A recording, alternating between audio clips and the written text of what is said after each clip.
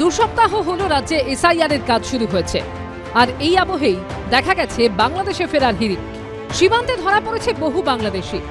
তবে সব ছাপিয়ে গেছে উত্তর চব্বিশ পরগনার স্বরূপনগরের এই ছবি। শিশু থেকে বৃদ্ধ বাংলাদেশে ফেরার জন্য অপেক্ষায় কয়েকশো মানুষ। এদের মধ্যে কেউ 5 বছর, কেউ 10 বছর ধরে অবৈধভাবে ভারতেই বসবাস করছিলেন। আমি তো 6.5 বছর, আমার ফ্যামিলি সব আছে। আমরা দাঁড়ানো। কত টাকা করে দিতে হয়েছিল তখন? 3000 টাকা দিয়েছি। আর এখানে কি কাজ করতে? আমরা কাগজ করি। দেশভাগের পর নিজেদের ভিটে মাটি ছেড়ে ওপার বাংলা থেকে এপার বাংলায় চলে আসার এই ছবি ধরা পড়েছিল। তাতে ছিল অনেক যন্ত্রণা।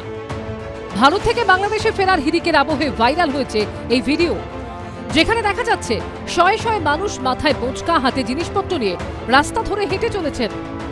তারপর এভাবে ভারত বাংলাদেশ হাকিমপুর সীমান্তে রাস্তার ধারে আশ্রয় নিচ্ছেন। এসেছিলাম বর্ডার দিয়ে, আর যাওয়া হয়নি। কত বছর আগে এসেছিল? মোটামুটি 3-4 বছর। কি কাজ করতে এখানে? অনলাইনে কাজ করছি, তো বাইকে র্যাপিডো হয়ে করতাম। প্রশাসন সূত্রে দাবি, এভাবেই প্রত্যেকদিন শয়ে শয়ে মানুষ বাংলাদেশ ফিরতে চাইছে। তাদের মধ্যে অনেককেই বিজেপির হাতে তুলে দিচ্ছে বিএসএফ। এখানে কত বছর ধরে আছো? এই 5 বছর। কোথায় ছিলে? আমরা ছাত্র। এরা যখন ভারত থেকে বাংলাদেশে ফিরে যেতে চাইছেন, তখন স্থানীয় তৃণমূল পরিচালিত পঞ্চায়েতের তরফে খাবার দিয়ে সাহায্য করতেও দেখা গেল। বর্ডার দিয়ে বিএসএফ পুশব্যাক করার জন্য বিএসএফ নিয়ে যাচ্ছে। আমি বাজার কমিটিকেও বলেছি যে তাদের খাবার দেওয়ার জন্য, বাচ্চাদের খাবার দেওয়ার জন্য তাদের সঙ্গে যেন কোনো দুর্ব্যবহার না করা হয়। তো আমরা প্রশাসনকে বলবো যে তাদের দেখভাল করার জন্য। এসআইআর চালু হতে যখন এই ছবিগুলি সামনে আসছে, তখন ফের অনুপ্রবেশ ইস্যুতে রাজ্য সরকারকে নিশানা করলেন শুভেন্দু অধিকারী। 540 কিলোমিটার জমি দেননি, আর সভাতে দাঁড়িয়ে বলেন অনুপ্রবেশের জন্য দায়ী অমিত শাহ, অনুপ্রবেশের জন্য দায়ী বিএসএফ। আরে ভাই, জমি দিয়ে দেন না। 16 সাল থেকে রাজনাথ সিং লিখছেন, অমিত শাহজি নিজের নবান্নতে গিয়ে মিটিং করেছেন ইস্টার্ন জোনের। আপনার অফিসে গিয়ে মিটিং করেছেন, আপনার আপ্যায়ন গ্রহণ করেছেন, আমরা দেখেছি টিভিতে, মিডিয়াতে। আপনি জমি দিয়ে দেন, তারপরে যদি বেড়া না দেয় আমরা আপনার সঙ্গে আওয়াজ তুলব যে বিএসএফ দায়ী। এসআইআর এর কাজ একদিন শেষ হবে, নতুন করে ভোটার তালিকা বের হবে, কিন্তু অনুপ্রবেশ সমস্যা কি মিটবে কোনোদিন? সমীরণ পাল ও উজ্জ্বল মুখোপাধ্যায় রিপোর্ট, এবিপি আনন্দ। এরই মধ্যে বিএলওদের ফের হুঁশিয়ারি দিলেন শুভেন্দু অধিকারী। আমি সতর্ক করে দিচ্ছি, ইয়ারে কিন্তু 52টা লোক এখনো জেলে আছে। দয়া করে এগুলো করবেন না।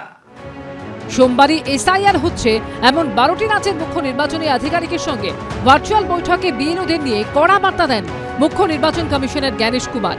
সূত্রের দাবি, তিনি বলেন, মৃত, স্থানান্তরিত এবং ভুয়ো ভোটারের নাম কোনোভাবে এলে আত্মীয় বা যিনি সই করেছেন তার দায়িত্ব বলেই ধরা হবে। বিএলও যেহেতু ভেরিফাইড বলে সই করবেন, সেক্ষেত্রে তিনিও দোষী। এসআইআর এর পর এ বিষয়ে কড়া পদক্ষেপ নেবে কমিশন। ফলে কার্যত শাঁখের করাতের নিচে বিএলওরা। একদিকে কাজের চাপ, অন্যদিকে তৃণমূল বিজেপি নির্বাচন কমিশনের লাগাতার হুঁশিয়ারি। মনে রাখবেন, ইলেকশন কমিশন তার নোটিফিকেশন যখন হবে ডেট অফ ইলেকশন, তখন থেকে এটা ইলেকশন কমিশনের আন্ডারে যায়। তার আগে স্টেট গভর্নমেন্ট, আবার ইলেকশনের পরেও স্টেট গভর্নমেন্ট। সুতরাং এটা মনে রাখবেন, আপনারা চাকরি করেন স্টেট গভর্নমেন্টের, কোনো মানুষকে অযথা হ্যারাস করবেন না। বারবার বিএলওদের হুঁশিয়ারি দিয়ে চলেছেন শুভেন্দু অধিকারীও। আপনারা যদি ভাবেন মমতা ব্যানার্জি, মনোজ পন্থ আর এক শ্রেণীর চটিচাটা ডিএমরা আপনাদের বাঁচাবে, ও সব হবে না। ইলেকশন কমিশন যেমন সজাগ আছে, ভারতীয় জনতা পার্টি এবারে প্রত্যেকটি ব্লক, ভিডিও বুথে, আমি সতর্ক করে দিচ্ছি, ইয়ারে কিন্তু 52টা লোক এখনো জেলে আছে। দয়া করে এগুলো করবেন না। বিএলওদের বেশ কিছু সমস্যা হচ্ছে, এবং সেগুলি ন্যায্য। তার কারণ জাতীয় ইলেকশন কমিশন তারা যথাযথ প্রস্তুতি এবং সময় না দিয়ে একটা হঠকারী, অদূরদর্শী সিদ্ধান্ত নিয়ে বিএলওদের নামিয়েছেন। ঠিকমতো ফর্মগুলো সাপ্লাই দিতে পারেননি। বিএলওরা স্বাধীনভাবে কাজ করতে পারছে না। এক, নির্বাচন কমিশন ইল প্রিপেয়ার্ড, সময় দেয়নি। 2, তৃণমূল জবরদস্তি করে তাদের মতন করে বিএলওরা চলুক তার ব্যবস্থা করতে চায় এবং দাপট দেখাতে চায়। 3, বিজেপি প্রতিদিন ভয় দেখিয়ে যাচ্ছে, জেলে নেব, ওই করব, সেই করব, চিড়েচাপটা করা হচ্ছে বিএলওদের, এবং যেন বিএলওদের কোনো অধিকার নেই এইরকম যে মনোভাবে চলা হচ্ছে, বিএলওদের বহু কথার সঙ্গে আমরা একমত। বিএলওদের একাংশের বিরুদ্ধে এদিন বিস্ফোরক অভিযোগও করেছেন শুভেন্দু অধিকারী। সিআই এবং সিও অফিসে দাবি করেছি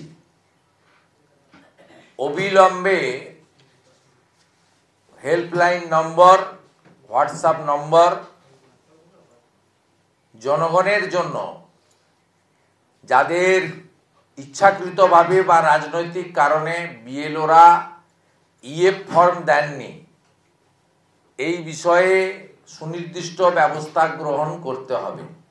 তৃণমূল কংগ্রেস এবং প্রত্যেকটা বিডিও অফিসে বেলা 2টোর সময় আইপ্যাকের লোকেরা বিডিওদের সঙ্গে বসে মিটিং করছে। আমাদের কাছে ভিডিও ছবি আছে। আমরা যথাসময়ে ইলেকশন কমিশনের যে টিম কালকে আসছে তাদের কাছে আমাদের পক্ষে শিশির বাজরিয়াজি টাইম চেয়েছেন 21 তারিখে, তার যে টাইম দেন আমরা অভিযোগ করব। নাম্বার প্রকাশ করে দিয়েছে, ফলে এটা তো খুব একটা সর্বনেশে জায়গায় গেছে। তাদের কয়েকজনের একেবারে জীবন দুর্বিষহ হয়ে যাচ্ছে, একে একটা অপরিকল্পিতভাবে চাপিয়ে দিয়েছে।